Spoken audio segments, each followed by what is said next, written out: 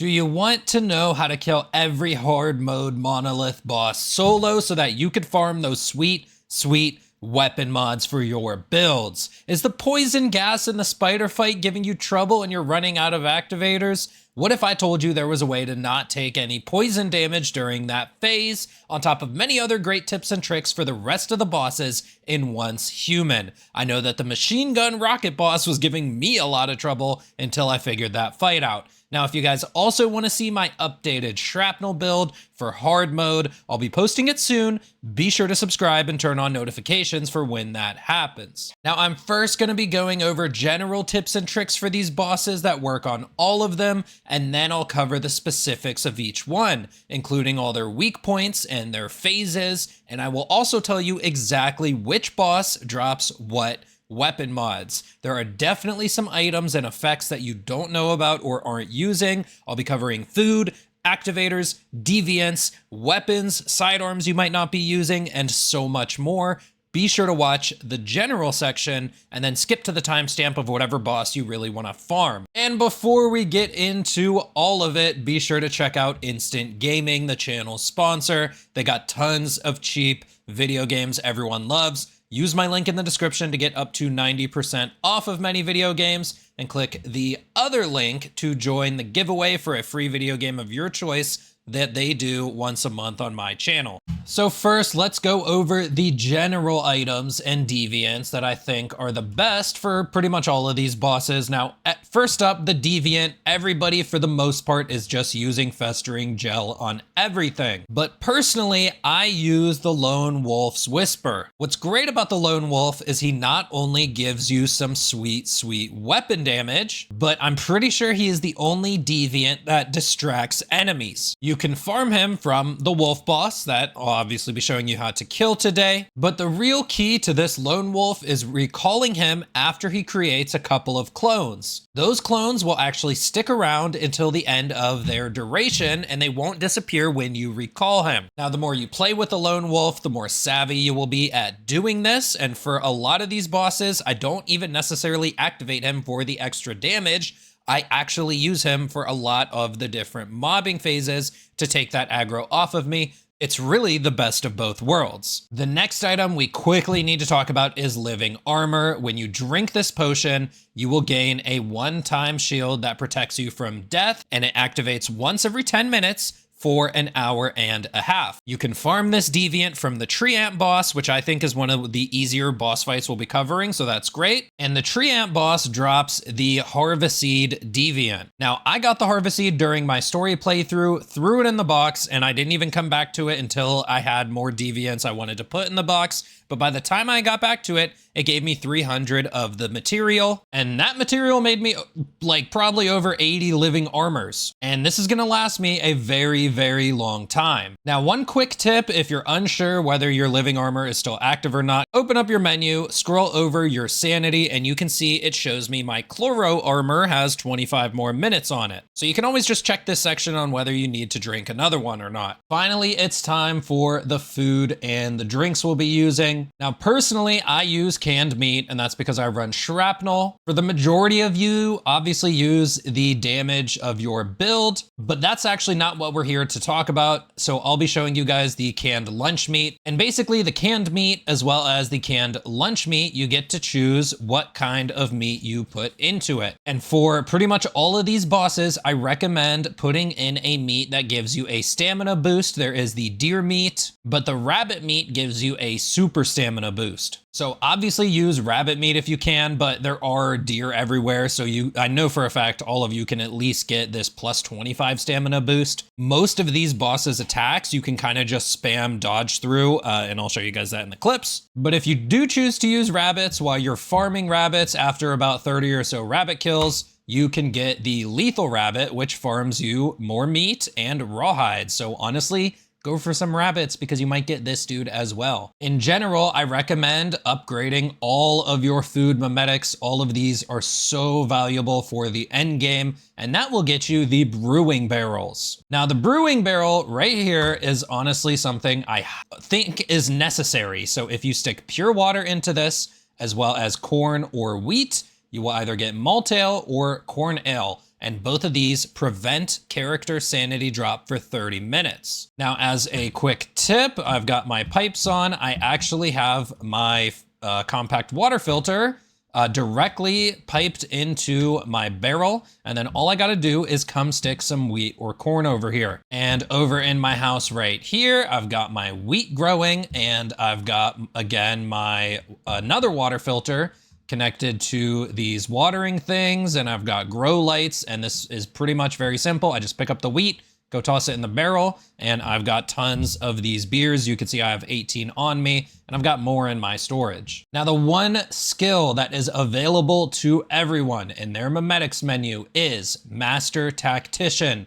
After you're using a tactical item, damage against bosses is plus 25% for 15 seconds. Now, there is a huge tip for this one, and that is go to your settings menu, scroll down just a little bit, and turn on quick use items. Now, this is a game changer because it's very annoying to scroll to your item that you're gonna throw. In this case, I've got throwing daggers, swap to it, throw it, swap back to your weapon. It's really annoying, but check it out. If I just click my button, it automatically throws it for me and swaps back to my weapon. Now, personally, I really like throwing daggers because they cost a little bit of wood and a little bit of metal scrap. One really awesome thing about throwing daggers is that when you kill the enemy that you threw these at, you will actually pick them back up. So just carry around maybe about 20 of these, 25, 30, just in case you miss a few here and there, you know, it happens. But if you have about 20 or 30 in your inventory, you will always have them. Now, another cool thing are these snow globes, which create snow dust. This is a deviant you can get from Silo Psi. And what's cool about this one is you can create snowballs. So for 8 of these, you can create 1 snowball, and it doesn't require any other items. So if you get a couple of these going, you could also just farm snowballs, which don't cost you anything. So that is definitely relevant. 2 other great cradle skills for bossing is Deviation Master. I'm pretty sure bosses are considered deviants, or maybe they're just considered great ones.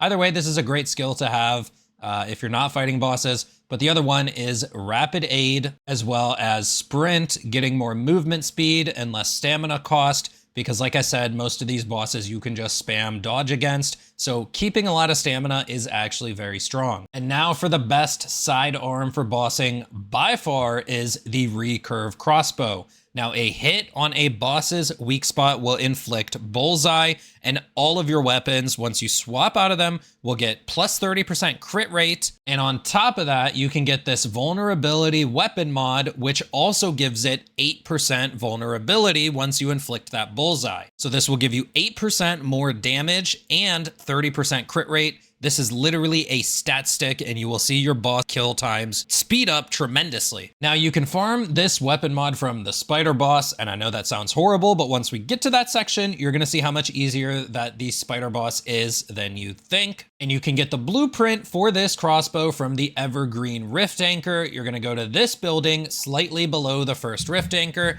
go to the side of the building and climb the ladder, then climb that second ladder over there into the bell tower, and the mystical crate is right down here. Now, I also recommend going to your weapon calibration section and looking for this calibration for your bow, weapon swap speed plus 35%.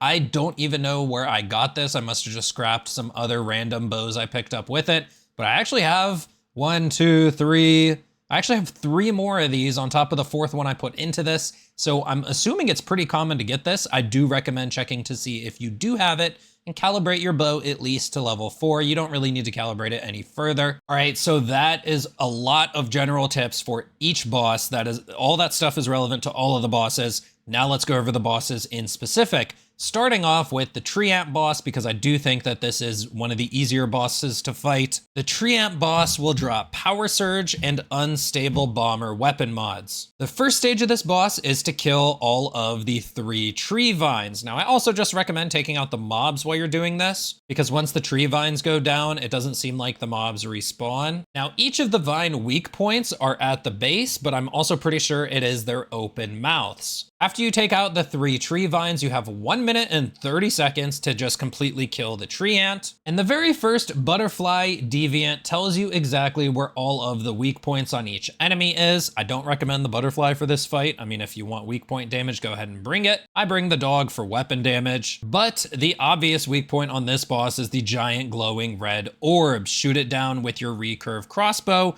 and then gun the Treant down. If you're using Shrapnel like I am, it should just take seconds. And hey, I've learned that you should avoid those electric ball looking things it throws at you because it actually one-shot me. And again, this is also where you get the Harveseed, which gives you living armor, which will help you fight the rest of the bosses. Alrighty, so next for the big giant dog. All right, I know he's a wolf, but he reminds me of my pit bull. Scary to all my friends, but sweet and cuddly to me. Now, the hard mode version of this boss will spawn mini clones of himself during his first phase. One quick tip, and this one is pretty unfortunate, if he doesn't spawn these mini clones during his first phase, this boss fight is actually bugged and you have to quit out and restart. Hopefully they fix this soon because this is one of my most farmed bosses because he drops Shrapnel mods, and for anyone who plays Bounce, he drops Bounce mods as well. So hopefully they get that one solved. Let's get on to this boss fight when it does work. Now, when I use my Butterfly, you can see his weak points are his mouth and both of his shoulders. However, these are not active until he goes past his first phase, where you have to shoot both of the crystal shoulders off. Now, I was showing that in the easy mode of this boss fight just because it's a lot easier when I'm showing off the weak points. I use the dog because weapon damage is a great bonus for me, because I'm using Shrapnel, which benefits from crit damage and crit rate, and my Shrapnel can automatically bounce to each of the shoulders. But if you're not using Shrapnel, you have to directly shoot both those shoulders before you can damage him even further, and this is the best time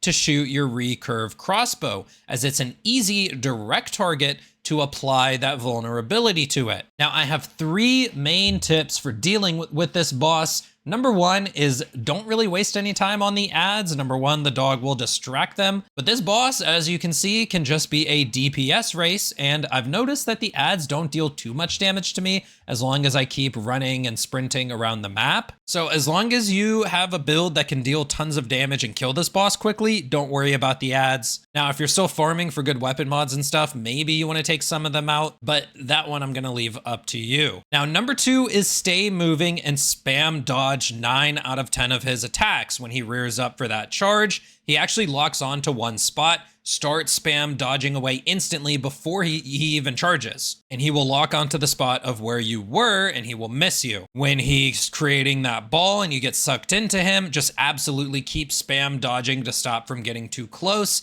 But if you start out too close, you actually can't dodge this one because you can't dodge away faster than he is sucking you in. So keep a bit of distance from him just in case he does this attack. Now, finally, the attack where he jumps into the sky and spins in a giant ball. Now, this is the one attack that you cannot dodge at all. You have to actually shoot him and deal enough damage while he's in his ball form to knock him out of it. If you don't and he gets this attack off, it is a one-shot no matter what, unless you have Chloro armor, of course. So definitely be sure to drink your Chloro armor no matter what you're doing. And that is pretty much it for this boss. It is another one of the more simple ones once you get used to it, and it is a DPS race. Now for the machine gun boss, which spams rocket launchers as well. This guy is a pain in the ass, and this is probably the longest boss to kill. With that being said though, I think I've found a pretty good way for dealing with him. Now, number 1, I do highly recommend the dog for this fight, as well as all of the fights before this, but especially this one. I don't even use the dog for the weapon damage against the boss unless the very end section when he's done spawning mobs. I actually mainly save the dog for those mobbing phases. This is also a boss I highly recommend extra stamina that you get from food, because you can actually just spam dodge away from most of his rocket attacks. Now let's go over each phase of how I do this fight, because he kind of just does each phase twice in a row. And you'll see that I was able to do this with only using 2 activators by the end of this fight. Now his weak point is obviously his head. We don't even need the butterfly for this one. And this boss drops the burn and the frost vortex mods, which is unfortunate because his machine gun arm doesn't take status damage, and that is his phase 1. He just shoots his machine gun at you, and you just simply need to use cover for this section. Just wait for him to run out of ammo for a few seconds, and that's the perfect time to get some damage in. This part is actually pretty straightforward otherwise. And before you guys ask in the comments, I don't know if the bow applies vulnerability while he's immune. I actually have no idea at all. I was just doing it just in case it did, because why not? Now, after you break his machine gun, you will go into a phase where you just need to spam dodge his rocket attacks while DPSing him down. Just shoot him until he gets into his next phase, and that will take us directly into the mobbing phase, where you need to kill 4 spawners this time and also 2 arbiters. And this is what I save my dog for. Now position yourself in a spot near the spawners where he can't snipe you with his sniping rocket launcher attack. Use your dog to distract the arbiters so you can kill them first. These arbiters are pretty tanky and they actually kind of are a threat. I literally shoot them with my recurve bow to kill them faster. Their weak points, I'm pretty sure, is just the blobby parts of their body, but I know that it is the head and also their hunchback. Usually I go for the hunchback because that is the easier spot to hit. Now, once the 2 arbiters are dead, it's a lot easier to do this section because the gnawlers, or whatever they're called, and the spawners aren't really that hard to deal with. Just stay undercover because he does snipe at you. Now, when he comes back, this part's pretty annoying as well because he spawns 2 mirages of himself that also spam rockets. Now, again, hide in these spawner areas you guys should be seeing in the clips that a lot of the rockets actually can't get back here, but sometimes, depending on where you're moving to get a shot off on these mirages, they will end up shooting at you. Now, for this one in particular, it's kind of hard to vocalize these tips without actually showing you guys. And for the sake of keeping this video a bit shorter, I did tell you guys everything you need to know, but I will be posting my full fight down in the description, as well as my full fights against the rest of these bosses. So just click the link down in the description if you need more tips than what I'm giving you here. This fight honestly just takes a bit of practice in where to find the good spots to hide, as well as timing your dog well to distract the mobs. It's pretty much just rinse and repeat 2 mobbing phases, as well as 2 rocket phases until the fight is over. So let's move on to everyone's favorite boss, the spider. Now, until I figured out this fight, I was actually in my Discord complaining how this boss was bullshit.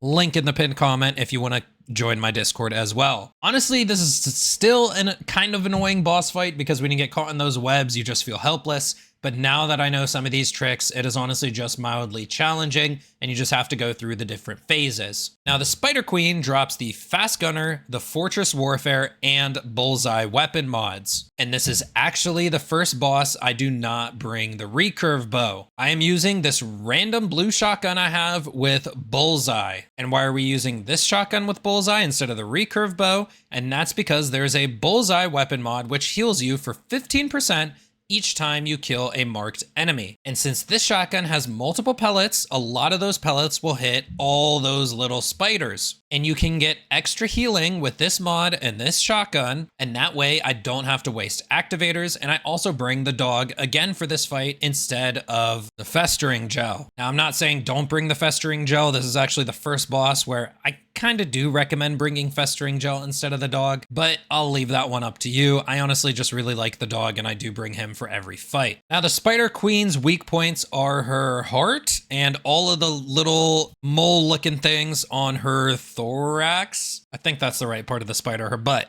And here is the main tip for this fight that will blow your mind, because when I found this out, my mind was blown. Did you know during the poison gas phase, there is a little area around the center of the arena that you don't take any poison damage? All right, so those of you who are farming this boss for the mods probably figured this one out, but I hated this fight so much until I realized this because it was costing me so many activators even when I was bringing the festering gel.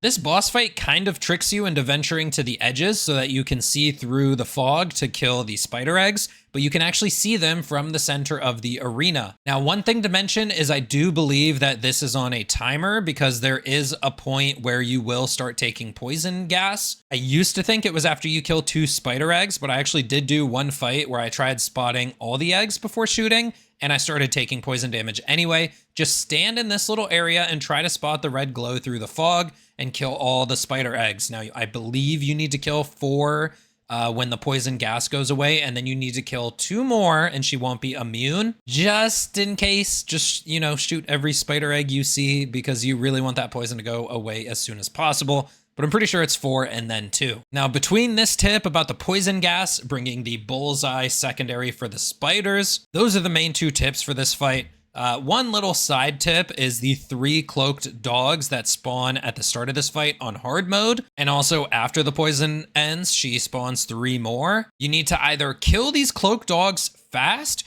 or DPS the boss fast. Now, these 3 dogs are a threat. You do need to do something about them. And like I said, either kill them fast or DPS the boss into the poison phase fast. Because these 3 dogs actually do die once the poison comes out. So pick your poison, either kill the dogs or get the boss to that poison phase as soon as possible.